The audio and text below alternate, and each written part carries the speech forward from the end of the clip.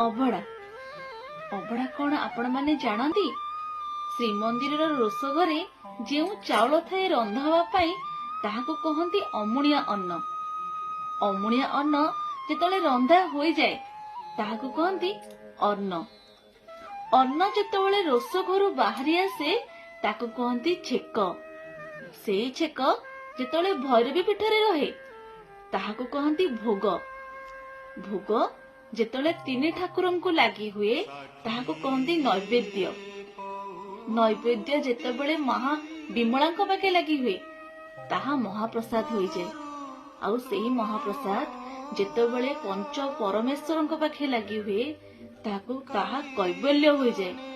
आउ कैवल्य को जेतेबेले भक्त माने ग्रहण करती खाद्य रूप में खाई थांती ताहा अभड़ा हो जाए। अभड़ार प्रत्येक सुखिला अंश को आमे कहू निर्माल्य। यह ही हेउची आम जगन्नाथ संस्कृतिर विचित्रता। आपण माने अभड़ा कौन जानिथिबे बोली मोर आशा।